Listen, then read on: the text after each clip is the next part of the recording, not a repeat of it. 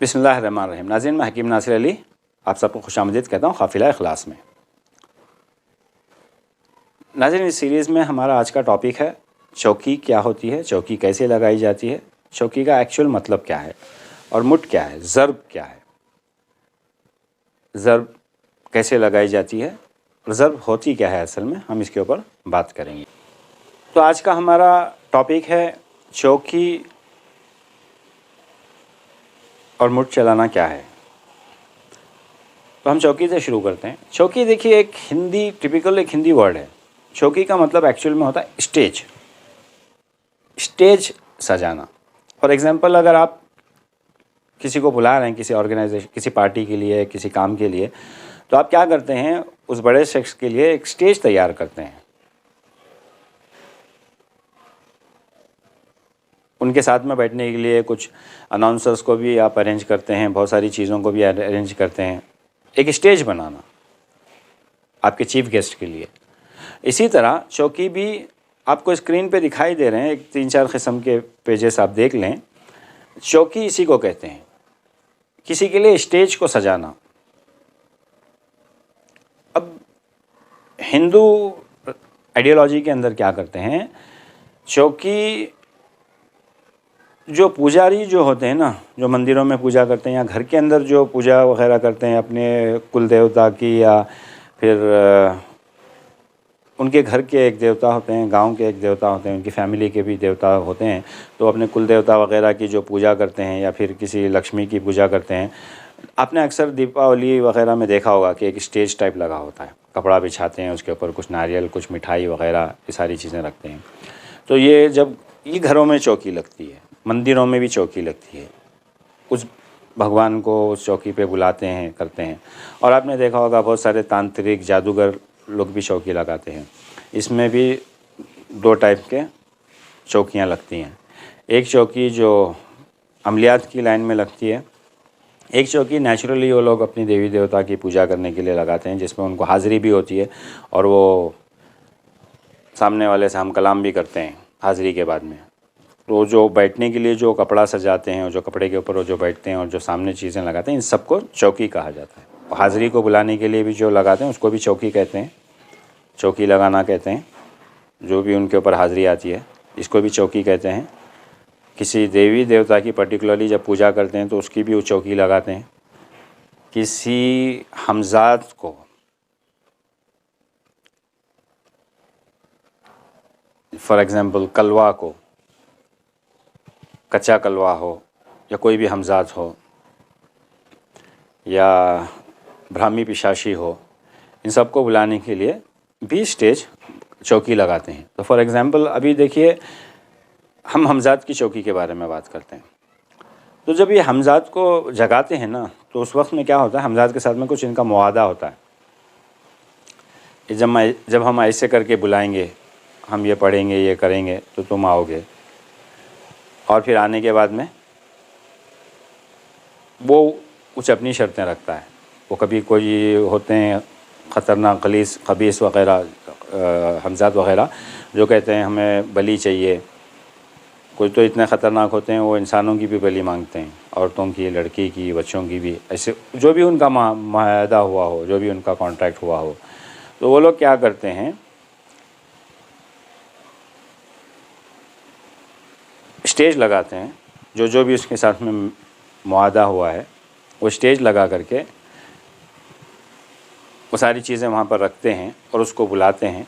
बुलाने के बाद में ये जो चौकी लगाते हैं, इसी के अंदर फॉर एग्ज़ाम्पल अगर कोई आदमी चौकी चला रहा है किसी के ऊपर, किसी को मारने या किसी को बीमार करने, जो गलत आमिलीन हैं वो किस तरह काम करते हैं ये बता रहा हूँ मैं। देखिए, गलत आमिलीन जब काम करते हैं तो उनको पर्टिकुलरली 3 चीज़ों की ज़रूरत पड़ती है। साथ ही साथ मैं इसमें आपको और एक चीज़ भी बता रहा हूँ इसी टॉपिक में। चौकी और मुट का ये जो टॉपिक है, इसके अंदर मैं और एक चीज़ भी बता रहा हूँ जो बहुत इंपॉर्टेंट है। बहुत से लोगों ने मुझे ये सवाल भी किया है कि अगर जादू मुझ पर है तो ये मेरे बच्चों पर कैसे मुंतकिल होता है, मेरी जनरेशन पर ये जादू कैसे चलता है। जनरेशन बाई जनरेशन आपने सुना होगा कि जनरेशन बाई जनरेशन जादू चलता है, बच्चों से बच्चे, बच्चों से बच्चे, उनके बच्चे, ऐसा बच्चों से बच्चे जनरेशन पे जादू चलता है। ये किस तरह चलता है, ये भी एक सवाल था, तो मैं उसका भी जवाब दे रहा हूँ यहाँ पर। तो क्या करते हैं जादूगर, इस जनरेशन पे कैसे चलता है वो मैं बताऊंगा, साथ ही साथ मैं वो भी बता दूंगा मैं। वो लोग क्या करते हैं, अब समझो एक पर्टिकुलर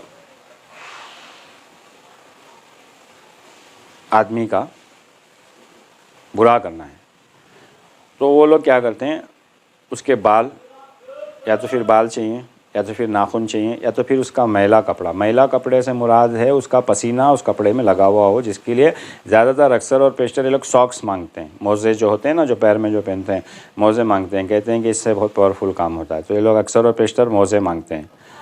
इस तरह की 3 किस्में हैं, लेकिन आजकल फ़ोटो से भी काम चलाते हैं, फ़ोटोग्राफ से भी काम होता है। तो वो लोग क्या करते हैं, उस चीज़ को वहाँ पर रखते हैं, पहले उस चीज़ को, बाल हो या नाखून हो, जो भी उनके हाथ में मिला है, उसको वहाँ पर उस चौकी पे ही उसको भी सजाते हैं। चौकी पर उसको सजाने के बाद में क्या करते हैं, इसकी जो चीज़ें हैं, जो हमज़ाद की जो चीज़ें, जो भी उसने मांगा है, उसको भी, उसकी भी चीज़ें वहाँ पर रखते हैं। फिर ये अपना पढ़ना शुरू करते हैं, अपना अमल शुरू करते हैं। तो वहाँ पर हाजिर जब होता है तो उसको पहले हदिया देते हैं, ये ले तेरा हदिया, जो हमने जो भी तेरे से किया था। या तो फिर वो बलि मांग रहा है तो उसकी बलि देंगे, उसका खून देंगे उसको काट करके। या फिर पर्टिकुलरली एक हमज़ाद ऐसे होते हैं कि वो एक कॉन्ट्रैक्ट किलर्स के जैसा हिसाब है। तो वो एक बार क्या होता है कि केस के ऊपर उनकी डिमांड्स होती हैं। कभी कभार वो ये भी कहते हैं कि 7 बकरे चाहिए, 8 बकरे चाहिए, 9 बकरे चाहिए, 10 बकरे चाहिए, ये भी होता है। उनका हमज़ाद ये किस लिए मांगता है, क्योंकि जो सामने जो जादू का काम है, पर्टिकुलरली अगर उस जादू को काटना है, तो ये हमज़ाद क्या करेगा, उनको भी थोड़ा ये कॉम्प्रोमाइज़, उनसे भी एडजस्टमेंट करेगा। तो वो उनसे बात लेता है कि अगर तेरे को हटना है तो तुझे क्या चाहिए, तो वो कहेगा कि मुझे इतने बकरे चाहिए, या ऐसा चाहिए वैसा चाहिए। तो ये इनका हमज़ाद इनको आकर बोलता है कि उसको, उस काम को करने के लिए ये लोग मुझसे इतने का डिमांड कर रहे हैं, यानी तो फिर ये हम काम करेंगे नहीं और इसके अंदर हम हाथ नहीं डालेंगे, ये लोग ऐसा बोल देते हैं। ये ऐसा भी होता है उनसे कॉन्ट्रैक्ट। सेकेंडरी पर्सन का भी ये लोग मांगते हैं। दूसरी बार तो अगर समझो कोई काम दिया है कि भाई ये काम फिनिश कर आ जाओ, तो वो लोग कहेंगे कि इस काम के फिनिश करने के लिए वो लोग अलग से डिमांड करेंगे कुछ। उनका कॉन्ट्रैक्ट रहता है, वो उनके हिसाब से वो लोग काम करते हैं। तो बताने का मकसद असल में ये है कि ये सब कॉम्प्रोमाइज़ होता है, डीलिंग होती है हमज़ाद के साथ में। उसके बाद में आकर के जब वो मान जाता है, जब वो उठा लेता है, वो एक बार अगर उसने, जैसे बोलते हैं ना हमारी बॉम्बे लैंग्वेज में, सुपारी ले ली, तो एक बार वो जब उठा लेता है ना वो हदिया, तो वो काम कंप्लीट करके ही छोड़ेगा हमज़ाद। तो वो हमज़ाद को, उसकी एक पर्टिकुलरली चौकी अलग होती है, देवी को बुलाने की एक चौकी अलग होती है, काली को बुलाने की एक चौकी अलग होती है, जिस किस्म का काम करना है उस हिसाब से भी चौकी होती है। इसमें और एक बात भी मैं बता देता हूँ। देखिए, कोई भी जादूगर जब जादू करता है ना, मैक्सिमम उसकी सबसे पहले कोशिश क्या रहती है, उसका जो हमज़ाद होता है उसकी कोशिश क्या रहती है, आपके अतराफ़ कुछ सेफ्टी सिक्योरिटी होती है। हर इंसान के अतराफ़ में कुछ सेफ्टी और सिक्योरिटी होती है, औरा भी कहते हैं जिसको, इंसानों के। तो उसी तरह आकर के एक हिंदू मैथोलॉजी के अंदर उनका एक बिलीव है कि उनके जो कुल देवता होते हैं, उनके जो देवी देवता होते हैं, वो उनके घर की रक्षा भी करते हैं, उनके लोगों की भी रक्षा करते हैं। जैसे कि हम कहते हैं फ़ियूज़ व बरक़ात, किसी बुज़ुर्ग की दुआएं रहती है, किसी बुज़ुर्गों की नज़र रहती है हमारे ऊपर, और हमारे नमाज की पाबंदी, सुन्नत और शरीयत की पाबंदी की वजह से हमारे अंदर कुछ सिक्योरिटीज़ रहती हैं। तो पहले उसकी कोशिश क्या रहती है, इन चीज़ों को डैमेज कर दें, किसी किस्म का नजीस खिला दें, हैज़ का खून खिला दें, अंदर उतार दें इसके, फ्यूज़ व बरक़ात ख़त्म हो जाते हैं, वो सारी चीज़ें डिफ्यूज़ हो जाती हैं। या फिर ऐसी हालत कर दे, कंडीशन कर दे कि वो पेशाब की पाकी ना रखता हो, हर वक्त उसके आंग पर पेशाब के छींटे गिरते हों, पैर पर पेशाब के छींटे। इसी के लिए इन चीज़ों का एहतियात करने के लिए कहते हैं। दूसरी चीज़, घर के अंदर बेपर्दगी शुरू हो जाती है। जिस घर के अंदर करना चाहते हैं, ये जादू करने वाला पहले ये चीज़ें करता है, आपकी जो फ्यूज़ व बरक़ात है, जो सिक्योरिटी है, इसको तोड़ने की कोशिश करता है। इसको तोड़ने के बाद में वो ज़बरदस्त हमला कर सकता है। बेपर्दगी शुरू हो जाना, औरतों का सरों पर नहीं ढाकना, घरों के अंदर गंदगी, पेशाब जैसी बदबू, खुशबू की जगह पर घरों में बदबू आती है। तो चंद घरों में आपने देखा, ऐसे घर में फ़ौरन बुरे असरात भी असरअंदाज होते हैं और जादू भी फ़ौरन असर करता है।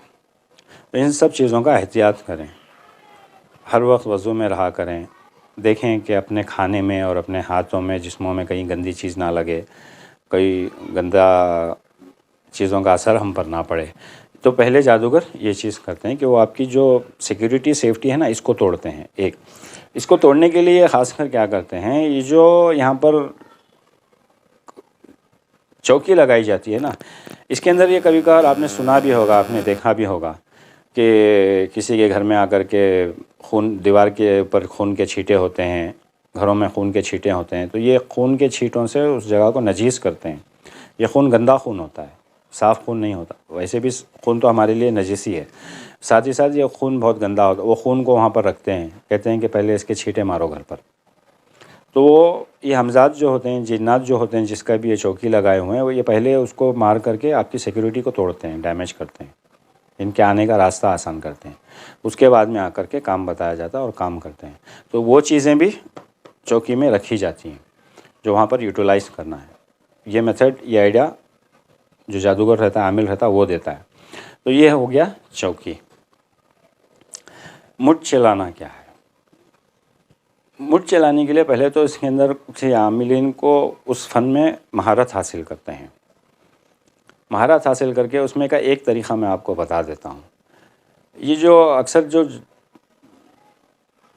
हिंदू धर्म में, मज़हब में जो मुर्दे को लेकर जाकर जलाते हैं ना, तो वो लोग क्या करते हैं, एक हांडी पकड़ के सामने चलते हैं। अक्सर और पेशतर ये लोग ये हांडी तोड़ देते हैं। वो लोग क्या करते हैं, जो मशान के अंदर जो जादूगर जो होते हैं ना, ये लोग, अघोरी लोग खासकर, ये लोग वेट करते रहते हैं, वो हांडी को फोड़ने नहीं देते, लेकर भाग जाते हैं वहाँ से। अघोरियों का तो इतना ख़तरनाक प्रॉब्लम रहता है मशानों के अंदर, मुर्दे को भी लेकर भाग जाते हैं वो लोग। बनारस में बहुत चलता है ये, आपने सुना भी होगा, देखा भी होगा। बनारस में क्या कर, लेकिन वो मुर्दे को, ऐसे वैसे मुर्दे को लेकर नहीं भागते हैं। जब आप लेने के लिए, वो जलाने के लिए वहाँ पर घाट पर आते हैं ना, मरघट पर, मशान पर, तो वो लोग पहले उसकी पूरी डिटेल निकालते हैं। उनके हिसाब का पर्टिकुलरली अगर होगा, वो मुर्दे को लेकर के सीधा जो सामने नदी है ना, नदी में छलांग लगा देते हैं। फिर वो अघोरियों को पकड़ नहीं सकते हैं। ये इनके बहुत सारे किस्से हैं, वाक़ियात हैं, आगे आगे मैं बताता रहूँगा इन लोगों के बारे में, थोड़ा थोड़ा बताऊँगा मैं। तो उस हांडी को लेकर के वो भाग जाते हैं। उस हांडी में क्या करते हैं, जो काली माश जो आती है ना, वो काली माश को डाल करके और भी बहुत सारी चीज़ें डाल करके जो अस्थियाँ जलती हैं ना, उसके अंदर रख करके इसको पकाते हैं। अब बहुत सारे लोग चालाक होकर उन लोगों ने क्या किया, ये हांडी इतनी पतली होती है, आजकल लोग एकदम पतली हांडी यूज़ करते हैं कि आप उसको आग पे नहीं रख सकते हैं। जैसे आप आग पे रखेंगे हांडी फूट जाएगी। तो अभी दूसरी आइडिया वो भी यूज़ करना शुरू कर दिए लोग। तो बहुत से लोग तो फोड़ देते हैं, अगर नहीं तो भी हांडी ऐसी लेते हैं कि उसको आग पे ना रख सकें। उस हांडी को ले जाकर क्या करते हैं, उसके अंदर उड़द की दाल डाल के, उसके ऊपर बहुत सारा कुछ कर करके, उसको दाल को उसमें डाल करके उसको जलाते हैं मशान में बैठकर। वो भी एक पर्टिकुलर, उसका भी एक प्रोसेस है। उसमें विभूति भी डालते हैं, मुर्दे की राख भी डालते हैं, मुर्दे की हड्डियों को भी राख बना करके उसमें डालते हैं। डाल करके ऐसा एक पाउडर तैयार करते हैं। ये हो गया मेन सोर्स मटेरियल तैयार करने का तरीक़ा। इस सोर्स मटेरियल को ये लोग ज़्यादा पावरफुल जब मानते हैं, तब इसको, ये जो होता है ना इनके पास, जो विभूति, जो पाउडर जो होता है, इसको किसी के खाने में खिला देते हैं। मुठ चलाने का तरीक़ा ये भी है, खाने में डाल देते हैं उसके। तो खाने में जाने के बाद में बोलते हैं ना, आपके खाने में दवाई डाल दी गई है, ये डाल दी गई, तो वो ये होता है। तो वो दवाई वहाँ पर रहती नहीं है, उसका असर वहाँ पर रहता है अंदर। वो जो बला को जो भेजे रहते हैं ना, वो अंदर जाते ही वो अलाइव हो जाती है और अपना काम करने लगती है। तो ये मुठ चलाने का ये भी एक तरीक़ा है। जो भी वो काम देंगे, मुठ को बुरा ही काम करेंगे, मारने का ही काम कर सकते हैं, दूसरा अच्छा काम कुछ नहीं कर सकते हैं इसके अंदर। तो और ये एक तरीक़ा है। दूसरा तरीक़ा क्या करते हैं, हांडी को अंगार में रख करके, हांडी में और भी बहुत सारी चीज़ें क्या करते हैं, जैसे कि अभी सॉक्स मंगवाया उसका, पहले तो उसको, सॉक्स को क्या करते हैं, अच्छी तरह से कुचल लेते हैं। कुचल के इसको एकदम बिल्कुल पाउडर के जैसा बना लेते हैं, चिकनी मिट्टी के साथ में कुचलते हैं, इसको मार के तोड़ देते हैं। पाउडर बनाने के बाद में जो सॉक्स का जो चिकनी मिट्टी के साथ में जो एकदम बिल्कुल पाउडर बना दिए, मिक्स कर दिए रहते हैं ना, इसका पुतला बनाते हैं। पुतला बनाने के बाद में इसके ऊपर काम करते हैं। काम करने के बाद में इस पे भी अलफनातें मारी जाती हैं। जो पार्ट इसका डैमेज करना है वो पार्ट के ऊपर इसके ऊपर अलफनात मारते हैं। दूसरा क्या करते हैं, नींबू जो रहता है ना, नींबू लेकर के इसके साथ में, एक बहुत बड़ा टॉपिक है, मैं ज़्यादा डिटेल में नहीं बताना चाहता हूँ। मैं नहीं चाहता हूँ कि कोई ट्राई करे और चला जाए, साथ में ख़ुद भी जाएगा, दूसरों को भी लेके जाएगा। मैं एक रफली ऊपर से स्केच बता रहा हूँ, मैं पूरी डिटेल्स नहीं बता रहा हूँ इसकी। तो नींबू पे असल में जो काम होता है वो नींबू पर होता है।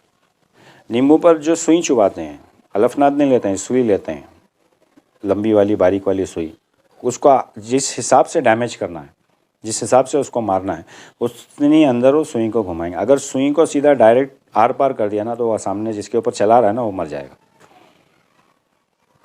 तो ये सब चीज़ें लगी हुई हैं। मुठ चलाने के कुछ तरीक़े हैं। साथ ही साथ मैंने बताया कि और एक बात भी मैं बता देता हूँ कि नस्लों पे कैसे चलता है, जादू नस्लों पर कैसे असर करता है। देखिए, डीएनए के बारे में साइंस ने तो ज़्यादा से ज़्यादा तकरीबन कुछ 80 साल या 100 साल पहले, मैक्सिमम 100 साल पहले डीएनए के ऊपर साइंस ने तरक्की की है और कुछ फाइंड आउट किया है, रिसर्च किया है डीएनएस के ऊपर। डीएनए का चक्कर जो है ना अमलियात के अंदर हज़ारों साल से चल रहा है, हज़ारों साल से चल रहा है डीएनए का चक्कर। ये जो बाल मंगवाते हैं ना, ये जो नाखून मंगवाते हैं ना, ये डीएनए के लिए मंगवाते हैं। इसमें डीएनए होता है आपकी नस्ल का, ये एकदम परफेक्ट टारगेट पे मारेगा विदाउट मिस। आपका नाखून, आपका पसीना, आपका डीएनए है, आपका बाल, आपका डीएनए है। तो ये डीएनए पे अटैक करते हैं। डीएनए पे अटैक करने की वजह से पर्टिकुलरली क्या होता है, वो सारे डीएनए पे इफेक्ट होता है। वो आ रही बात समझ में, हेरिडिटरी हो जाता है। अगर बहुत पावरफुल है, ताकतवर है, जिसको मिशन दिया हुआ है इसकी नस्ल को ही ख़त्म कर देना है, तो डीएनए पे उतरेगा। अब समझिए फॉर एग्जांपल, एक आदमी है, उसके बाल ले जा करके दे दिए, इसका डीएनए और इसके बच्चों का डीएनए एक ही होता है। आ रही बात समझ में, इनकी पूरी नस्ल का डीएनए एक ही होता है। इसका लेकर के जब मारेंगे ना, तो इसका जितना भी डीएनए होगा ना, इसकी जितनी भी औलादें होंगी, जो भी नस्ल होगी, जो नीचे वाली, इन सब पे ये जाकर मार पड़ेगा। तो इसीलिए मैंने बताया था कि मैं बताऊंगा कि नस्लों पर जादू किस तरह असर करता है, कैसे ये हेरिडिटरी हो जाता है, कैसे एक के बाद होता है। क्योंकि ये किसी जादूगर ने जब काम किया है ना, जो पहले आदमी का, बड़े आदमी का, तो उसके बाल या फिर नाखून ले जा करके उसको दे दिए हैं। एक तो बाल और नाखून से ये काम होता है, डीएनए आपका ले करके परफेक्ट हमला करते हैं, एग्जैक्ट हमला। तो देखिए, डीएनए के ऊपर कई हज़ार साल से काम कर रहे हैं आमिलीन, जादूगर लोग। ये बाल और नाखून की एक और ख़ासियत क्या है, इसको कहीं भी साल अगर आप पानी में डाल दें तो ये सड़ता भी नहीं है, गलता भी नहीं है, ख़राब भी नहीं होता। कई साल अगर आप ज़मीन में भी इसको गाड़ के रहेंगे, आदमी गल जाता है, लेकिन देखो आप, उसके बाल वहीं पर रहते हैं, बाल डैमेज नहीं होते हैं, मिट्टी में और पानी में भी। तो इस वजह से इस वजह से इसको लिया जाता है। तो इन शॉर्ट, मुठ के लिए भी चौकी की तरह ही पूरा सजाया जाता है, ऑल आर सेम। मुठ ओनली फॉर डैमेजिंग, नेगेटिव काम के लिए इस्तेमाल की जाती है, मारने के लिए इस्तेमाल की जाती है। चौकी और उसमें कुछ फ़र्क नहीं है, काम में फ़र्क है बस। उसके अंदर कुछ प्रोसेस ऐसे होते हैं, कुछ चीज़ें ऐसी इस्तेमाल की जाती हैं मुठ के अंदर, जो चौकी के ऊपर जो रखते हैं ना, उसमें कुछ ऐसी चीज़ें इस्तेमाल की जाती हैं मुठ में, जो बहुत पावरफुल होती हैं और ये 100% इफेक्टिव होती हैं। इसीलिए सबसे ज़्यादा जो डर होता है ना, वो जो आमिल जो चलाता है ना, ज़र्ब जो लगाता है आमिल, ये बहुत डरता रहता है। जब तक ये मिशन अकम्प्लिश नहीं होता, ये कभी भी डरता रहता है कि कहीं ये रिटर्न ना आ जाए। अगर कोई उसका बाप सामने रहा और उसने उसका इलाज कर दिया, जिसके ऊपर इसने हमला किया, ज़र्ब लगाया, उसने उस ज़र्ब को अगर रोक दिया, तो ये सीधा फिर के इसके ऊपर आ जाएगी। तो इसलिए जब ज़र्ब लगाते हैं तो उससे सबसे ज़्यादा लगाने वाला डरता है। जब तक वो मिशन अकम्प्लिश नहीं होती, इसकी नींद हराम हो जाती है। तो इसीलिए जब ये ज़र्ब लगाते हैं, मुठ चलाते हैं ना, तो ये शॉर्ट टाइम का ही लगाते हैं, लॉन्ग टाइम का नहीं लगाते हैं। लॉन्ग टाइम का ये लोग सिर्फ चौकी से सडनली काम कर लेते हैं। तो जनरली चौकी आप समझ चुके हैं क्या है। चौकी वो लोग देवी देवताओं की भी लगाते हैं, घरों में भी लगाते हैं, मंदिरों में भी लगाते हैं। उसी तरह चौकी अमलियात में भी लगाते हैं। जिसकी भी उसने दावत दी हो, आमिल ने जिसको भी उसने जगाया हो, वो उसके साथ में जो उसका मुआहदा होकर रहता है उस हिसाब से वो चीज़ों को सामान रख के, तो वो जब पढ़ता है तो वो चीज़ें हाजिर होती हैं। तो उसके साथ में ये जो उसको काम करवाना है वो चीज़ें भी वहाँ पर रखता है। तो ये जो चौकी जो सजाते हैं इसको कहते हैं चौकी।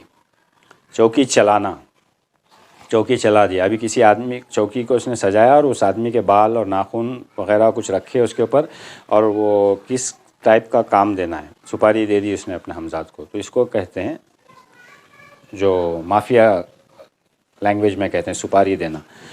तो हमजातों को जो सुपारी देते हैं ना, बलाओं को जो सुपारी देते हैं, आमिलीन जो सुपारी देते हैं, इसको कहते हैं चौकी। चौकी चलाना, इसके अंदर ज़र्ब लगाना, मुठ चलाना जो कहते हैं, सेम चौकी टाइप ही उसको भी सजाते हैं, लेकिन इसका कुछ तरीक़े अलग होते हैं।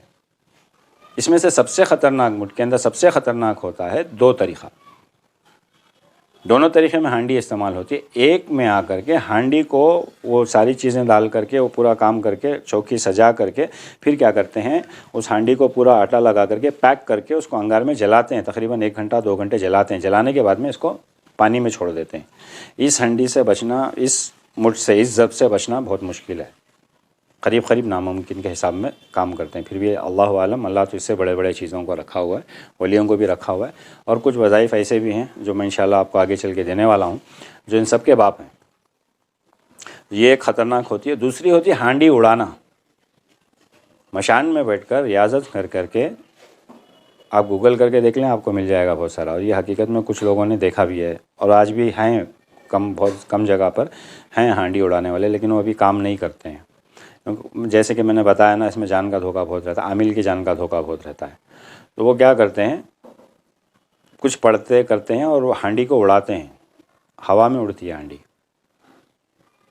ये सबसे मतलब सेकंड ख़तरनाक होती है। पानी से भी ख़तरनाक होती है हांडी उड़ाना, लेकिन हांडी उड़ाने वाले अभी उतने हैं ही नहीं। तो उसको कहते हैं हांडी उड़ाना। वो मशान के अंदर बैठते हैं, पढ़ते हैं, वो फलाने का पूरा, जैसे चौकी पहले सजाते हैं, चौकी के बाद में आकर के उस हांडी को लेकर के जलाते हैं।